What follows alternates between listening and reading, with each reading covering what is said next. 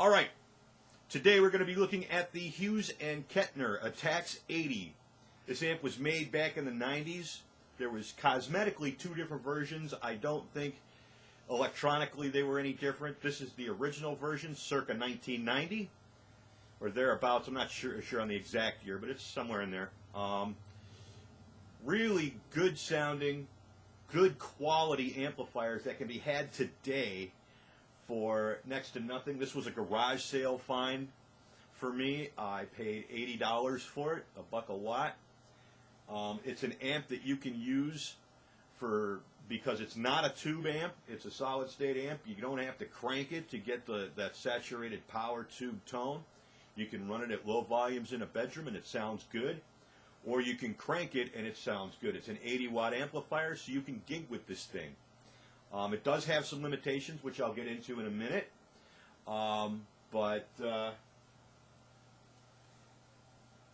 yeah, let's get going. It has basic controls. You have your clean channel controls here. You have your lead channel controls here, and it has a reverb tank, which I'm going to turn that down for right now. These are your master section, reverb and master volume. On the clean side, you have clean volume, bass, mid, and treble. On the lead channel side, you have lead gain, bass, mid, and treble. Then you have the lead master volume, and you have your reverb and the amplifier master volume. You also have two switches here. This switch is a channel select, which you don't have to use if you have the Hughes and Kettner FS1 foot switch. It's a single button foot switch that switches between clean and lead. And then you have a second switch here, which is for lead 2. There are two lead channel modes here, and this is actually one of the limitations. Actually, both limitations are right here. The single switch on the foot switch will only switch between clean and lead channel. You can't switch between the two lead channel modes without pushing this button here. And there is no switching at all to turn off the reverb. You have to roll the dial. Okay?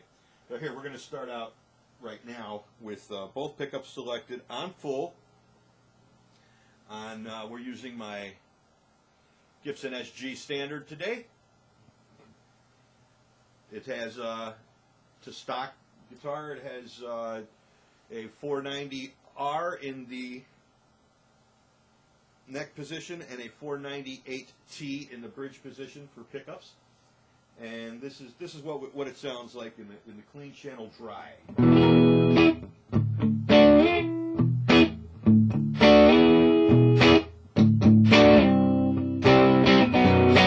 You can see there's a little bit of crunch there because these pickups do have a little bit of bite.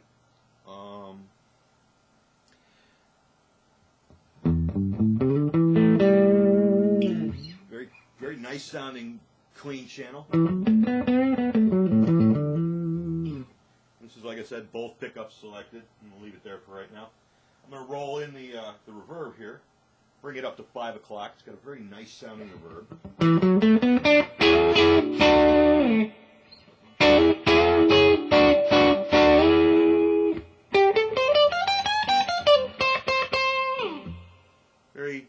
Very nice sounding clean. Now, one thing that should be noted is when you switch from clean to lead, it automatically knocks down the reverb. So you're going to have less reverb in the lead channel. You won't have, if you've got it saturated in the clean, it won't be saturated in the lead channel. It's just a function of the amplifier, that the way it's designed, it automatically knocks it down when you switch.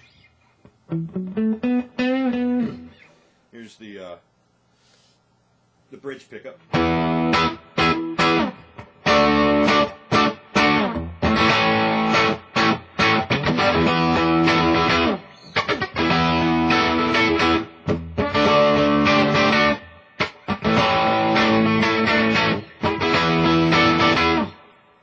Very nice sounding, okay?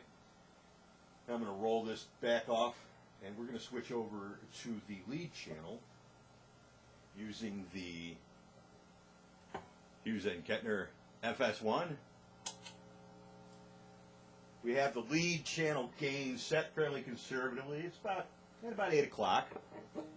And this is on the bridge pickup.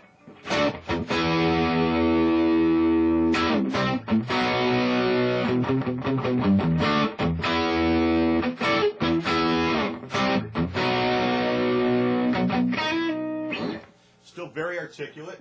Let me roll in the reverb. I'm going to go back to 5 o'clock.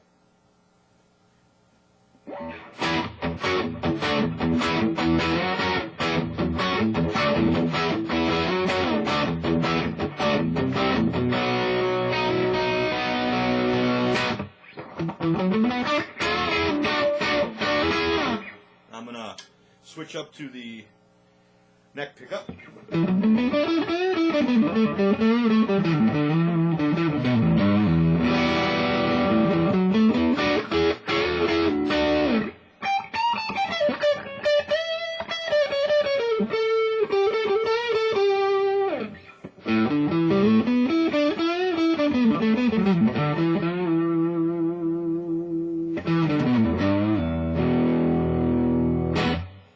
Okay, go back down to the bridge pickup, and I'm going to bring up the lead gain to 5 o'clock or 12 o'clock.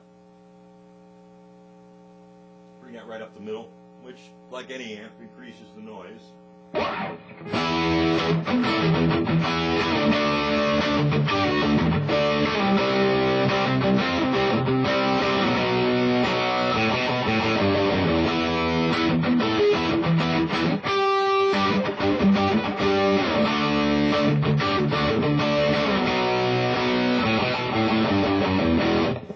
See, it's still very articulate. You can hear everything.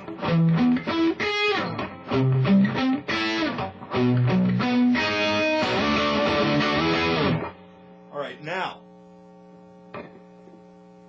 the lead modes. We're going to go over to lead 2.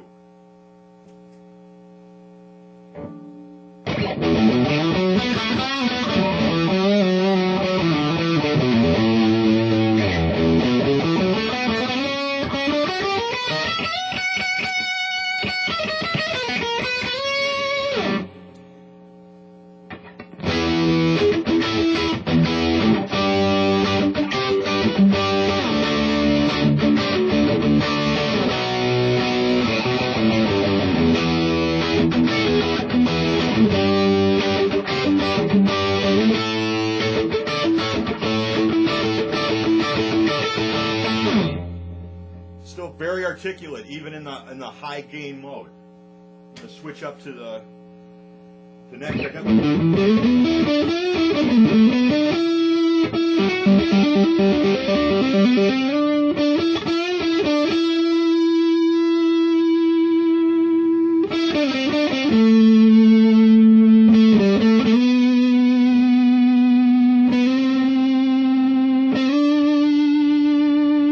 Still has very good sustain. All in all, it's a really great little amplifier. It's got a 112 Celestion Vintage Series speaker in it. It's 80 watts. It gets a really nice saturated tube tone to it, though it's solid state. When they built this thing, they knew what they were doing, and I don't know why they ever discontinued this amplifier. This thing rocks. So if you're looking for a combo amp that's affordable, right now these things are very inexpensive. Like I said, I paid $80 for this at a garage sale. You can get them, I've seen them online, between $80 and $120, and you cannot go wrong. They're bulletproof. This thing is 1990 or thereabouts, okay, which places this at, this is the 28-year-old amplifier, and it's still cranking. And you could take this and put this on a stage, and it'll do fine for you. I use it as a standby. If something goes wrong with one of my tube amps, I've got this thing sitting back there that I can just plug in and go. It takes pedals very well. You can put it on the clean channel and run your pedals, your distortion pedals and stuff, or you can put it on the lead channel and you can run your modulation pedals, reverb, delay, phase shift, chorus, whatever, whatever you like. It does a really good job. It takes everything pretty well. And from what I've seen of this one, and I've also read other things too, these things are bulletproof. They're really solid amplifiers. Hughes and Kettner did a really good job with these things. So there you go. There's the Hughes and Kettner ATTAX 80 vintage 90s combo amplifier. Go pick one up. If you've got one, chime in right on back and tell me what you think of yours, or if you've got another amp that you use as a go-to that's solid state, that emulates a tube tone, let me know what you've got and what you like. Love having the discussions. So y'all have a great day. Hope this was helpful, and thanks for watching.